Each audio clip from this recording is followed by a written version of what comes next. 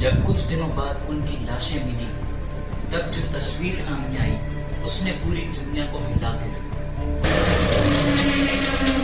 1959 کا سال تھا، سردیوں کا موسم تھا اور جگہ تھی سوویت یونین کے ماؤنٹین رینج۔ نوجوان اسٹوڈنٹس ایک ٹریکنگ ایکسپیڈیشن پہ نکلے۔ وہ سب بھی فٹ، ٹرینڈ اور ایڈونچرس تھے، لیکن جب کچھ دنوں بعد ان کی لاشیں ملی اور جو تصویر سامنے آئی اس نے پوری دنیا کو ہلا کے رکھ دیا۔ اس آدھی ننگی، کچھ کے چہرے بگڑے ہوئے اور کچھ کی آنکھیں مسنگ اور کسی کی زبان مسنگ، اور سب سے عجیب بات ان کا ٹینٹ اندر سے پھٹا ہوا۔ یہ کوئی ہارر کہانی نہیں بلکہ یہ ایک اصل واقعہ ہے جسے ہم کہتے ہیں دیاتلوف پاس انسیڈنٹ، دنیا کا سب سے ڈراؤنا اور انسولوڈ مسٹری جو کولڈ وار کے دوران گھٹا۔ 29 جنوری 1959 ایک ہائکنگ گروپ کا لیڈر آئیگور ڈیاتلوف، جس کی لیڈ میں 9 اسٹوڈنٹس تھے، اور ایک لوکل گائیڈ نے اپنا سفر شروع کیا یورین ماؤنٹینز کے ایک سنو کورڈ حصے کی طرف، جس کا نام تھا اوٹوٹن پیک۔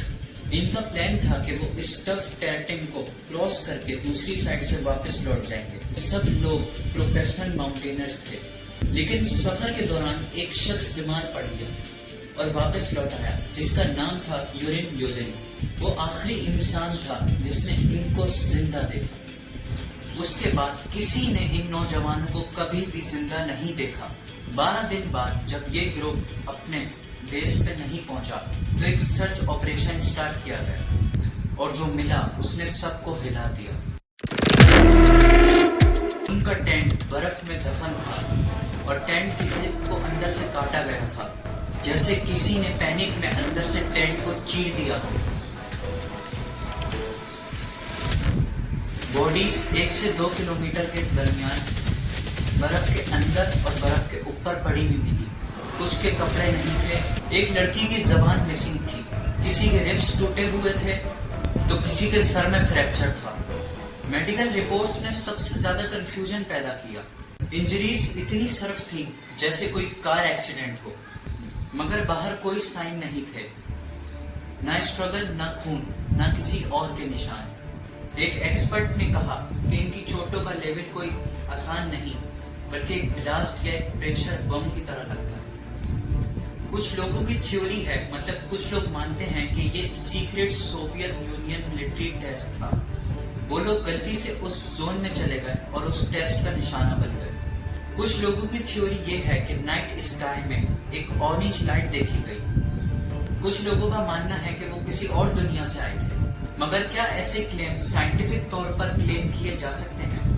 2019 میں رشین آفیشلز نے کیس ری اوپن کیا اور ایک نئی تھیوری دی، مطلب ایک تھن سنو لیئر کولیپس ہوئی اور ہائیکرز پینکس میں بھاگ گئے۔ لیکن اب بھی کئی سوال باقی ہیں۔ اگر یہی ہوا تو انجریز اتنی الگ کیوں تھی؟ کپڑے کیوں نہیں تھے؟ اور ان کا ٹینٹ اندر سے کیوں پھٹا گیا؟ دیاتلوف پاس انسیڈنٹ ایک کہانی نہیں ہے، یہ ایک مثال ہے کہ سائنس اور مسٹری کا بارڈر کتنا پتلا ہوتا ہے۔ 60 سال بعد بھی لوگ اس گھٹنا کو سمجھنے کی کوشش کر رہے ہیں۔ آپ کا کیا ماننا ہے؟ کیا یہ ایک انسیڈنٹ تھا یا کچھ اور؟ کمنٹ میں ضرور بتائیں۔ اگر آپ کو یہ ویڈیو پسند آئی ہو تو اسے لائک کریں، اور نیکسٹ ٹاپک پہ آپ کو کون سی ویڈیو چاہیے تو کمنٹ میں بتا دیے گا، اور چینل کو سبسکرائب کریں۔